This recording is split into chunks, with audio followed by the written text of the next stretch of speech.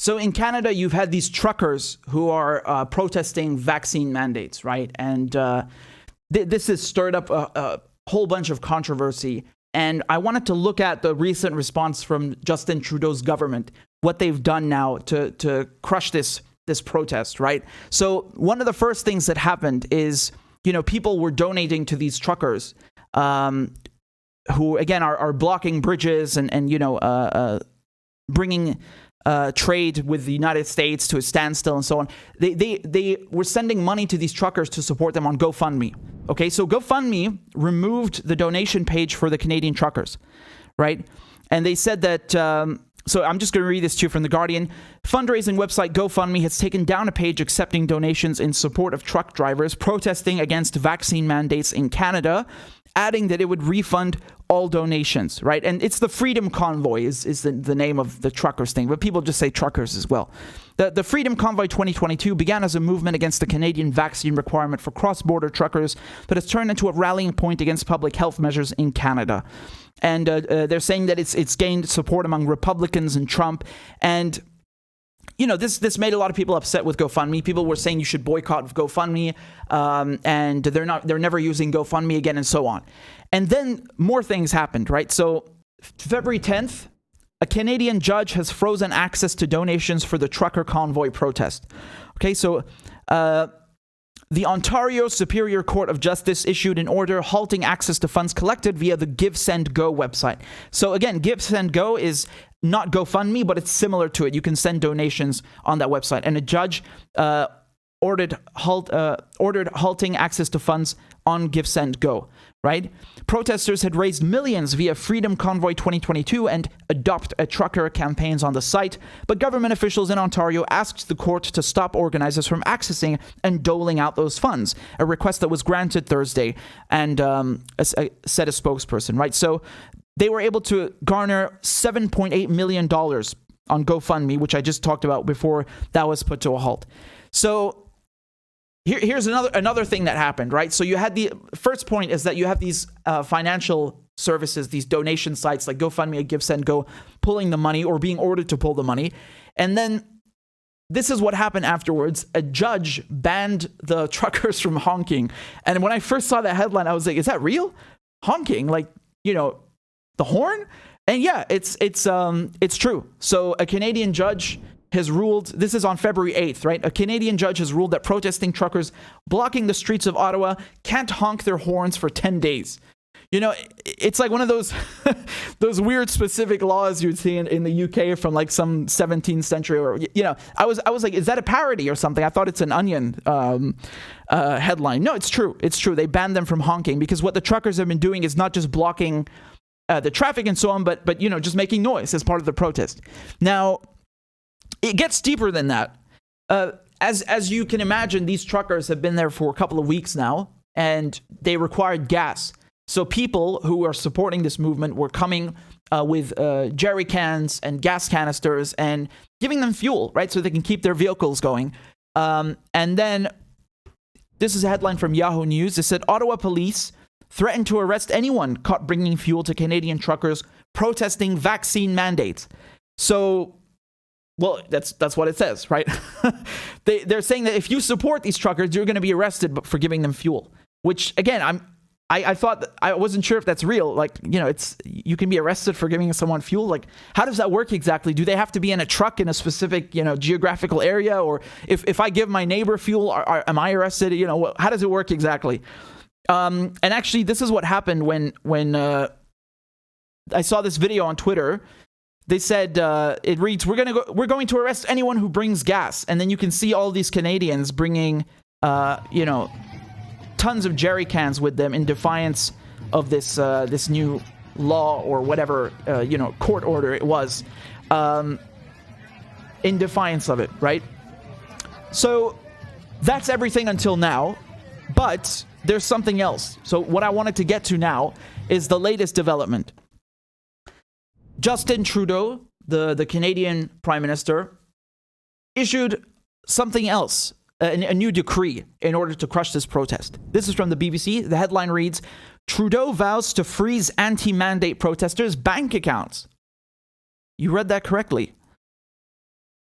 after consultation with premiers from all provinces and territories, after speaking with opposition leaders, the federal government has invoked the Emergencies Act to supplement provincial and territorial capacity to address the blockades and occupations.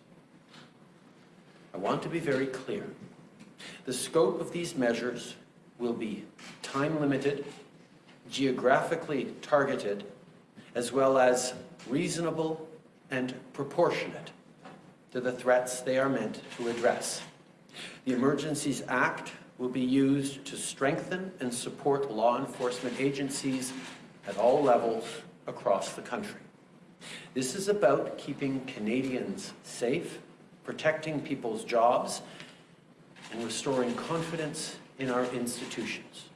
All right. Canadian Prime Minister Justin Trudeau has taken the unprecedented step of invoking the Emergencies Act to crack down on anti-vaccine mandate protests. With no need for court orders, banks can freeze personal accounts of anyone linked with the protests. I'm going to be very clear here, because a lot of people are very split on these truckers. You know, you have some people who are saying, well, this is it's a workers' movement, and everyone should support it, especially as a leftist. And then you have others who are saying, no, it's not a workers' movement. It's an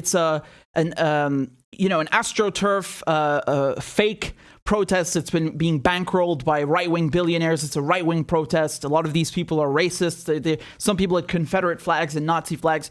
And I want to make something very clear. I don't give a shit what you think about the truckers. This is worrying. This is very worrisome, because this is how it starts. Today, they say, well, look at these nut jobs, these anti-vax loonies. You know, we need to quell the protest to stop this public disorder and protect people's jobs, as Justin Trudeau is saying. And so that's why we're going to freeze bank accounts of anyone associated with this. And most people look at that and they're like, yeah, okay, well, these people are lunatics after all, so who cares? Yeah, that's how it starts. But next time, what if there's a mass mobilization? I don't know, pick anything. Could be leftists, could be whatever it is, whatever kind of protest it is. Any form of direct action. What happens when next time they use this precedent to freeze your bank account, right? To take your money away because you're participating in a left-wing protest, for example, right? That's how it always starts. They always use these authoritarian measures against a fringe group that no one gives a shit about so that people accept it socially and politically. And then because they've set that precedent, they start using it against, larger swaths of people. And it's always leftists who get fucked. It's always. In the beginning, they said, well, these drone strikes are just for terrorists. Mass surveillance, we're only spying on terrorists. And then it turns out the NSA and the CIA are spying on you and me and everyone else. Everything. All of the telecommunications traffic in the world, they're spying on. They're collecting in bulk. So what happened to it's just for terrorists? Do you see how the state is mobilizing to crush a form of direct action and a protest? Again, I don't care what you think about the truckers. Focus on what I'm trying to say. The point is that when the economy comes to a standstill or when workers stop producing wealth, you see how drastic the state, how drastic the measures are taken by the state to crush that.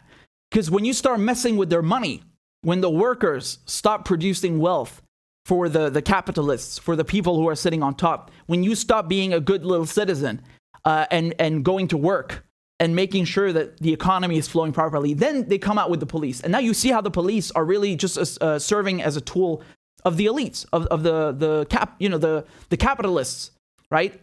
And you can see this phenomenon in France. Look at the Gilets jaunes, right? Which again, also in France, people try to discredit it and say, well, that's a right-wing movement.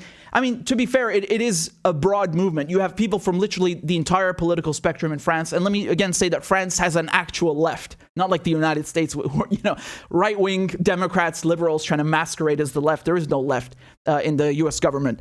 But in France, you have an actual left, a real left. And they have a very strong culture of direct action, right?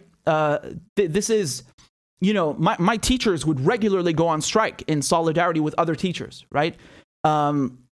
So the French have a really good understanding of what it means to protest, what it means to go on strike, what it means to have solidarity with other workers. And my point is, when you look at the Gilets jaunes, you look at the yellow vests in France, look at the response from the state, look at the response from the police. I mean, the CRS, which is the riot police, who are known, they're infamously violent. But even, by their own standards, this was overkill. I mean, there were like firsthand footage, right, in Paris of how they were just, beating the shit out of everyone, just unbelievable violence, right? And this is, once again, it's like, you need to get back in line, go back and do your job. Stop protesting, go back and do your job. And so the reason for the protest is not the point here. The concept is that when you have workers who go on general strike, workers who refuse to cooperate and go to the factory and make the gears move forward and make money for the capitalists on top, then you really see how these democratic states, these democracies, are not really democracies. They will come and shit on you, right? They'll ban you from honking. Again, I thought that was an Onion headline. You're not allowed to give gas. They will take your bank account away. Like, they're trying all of these measures, which if someone else had done that, like if Vladimir Putin had done that in Russia, the Canadian press, the Western press, would have no problem calling that authoritarian, right? They would have no problem saying that this is overkill. It's way too much. You can't do that. This is a totalitarian state. Putin puppets all over the place, trying to crush any sort of dissent. Well, again, look at what the action is, not who's doing it. Because if someone had done it in Syria, if someone had done it in Russia, in North Korea, they would have no problem calling that authoritarian. But when they do it here, it's okay. And they say, we're here to protect you. We're doing this for your own good, right? Don't mind the CRS or the police bashing your head in, whether it's in France or it's in Canada, wherever. And this is really important to understand how when you start messing with their paper, when you start messing with the economy, and you go on, a general strike or any form of direct action that is fairly large scale, then you really start to see the true colors of the state. You really start to see what kind of democracies they are. And so this is very worrying because it sets a precedent. It creates a precedent. And you know that whenever the state acquires or starts using these expansive powers, who gets hurt the most? It's always the left. Always the left. Across the board, it's always the left who gets screwed. And so, again, they always use it in the beginning. It's, these guys are just terrorists. These guys are just neo-Nazis. They're just fascists. Why would you care about them? And then people acquiesce. They're okay with that. And then before you know it, it's being used against everyone, right? That's the issue here. That's the real issue here. When you say you're going to freeze people's bank accounts, people who are associated with a protest, what does that mean exactly? Does that mean someone who posts on Twitter in support of it, or someone who brings a can of gas, a jerry can to one of the truckers, or someone who's in the vicinity? Like, he says it's geographically limited and it's limited in scope and you don't have to worry. Okay, what does that mean? Because it's still extremely broad. And again, that doesn't change what I was saying, where it always starts against fringe groups. It's so easy to use, censorship, to use surveillance, to use terrorism laws, to attack fringe groups in society, because most people are going to accept. And then before you know it, they're using it against everyone, right? It's just like with the censorship thing in the United States. But again, this is a broader debate, a broader trend, I should say, in the West, is that you have these social media companies who say, well, we got to ban Trump from Twitter. No one likes Trump, so, who gives a shit? But, it starts with Trump, and then turns out, they're also using it against stories that are not favorable to Hunter Biden. What does that mean? Just a little bit of censorship. That's always the problem. They use it against people that are Alex Jones. Who's going to sit up and who's going to stand up and defend Alex Jones with all the crackpot bullshit that he said? Not really a lot of people. But the problem is it starts like that. And then before you know it, they're using it against the left. They're using it against anyone who's expressing dissent. And that's the problem. That's the issue. That it sets this precedent. It creates it makes it okay in people's minds that this is, it's all right. It's not so bad. It's not such an egregious thing to do, to censor people or to freeze their bank accounts, whatever the measure may be, whatever draconian or authoritarian measure has been taken or is being taken. And that is the issue, is that people acquiesce to this. And then before you know it, it's being used it's being used en masse. And I think no pun intended, the mass surveillance is a perfect example of that. Censorship as well is another one, especially with social media. You see how, they even demonetized my channel because I was talking about Israel too much. And it's just on a whim. It's not even, you can't, you have very limited avenues of appeal, sometimes none. And I would also add another thing. If you try posting things that are, for example, people have been banned on Instagram because they posted pictures of General Soleimani, and again, this is like, well, he's just a terrorist. Who cares? Oh man, you don't know what you're talking about, right? This is how it works. And I've documented this. It's been well documented, and I've talked about this with you here on the channel, how they were banning or at least removing posts of people posting in favor of Palestinians or, exposing Israeli crimes. That was being done on Facebook and Instagram. To the point that they had to come out and say, okay, we're going to change our behavior. Yeah, so you were doing it. You've owned up to it. And that's a problem.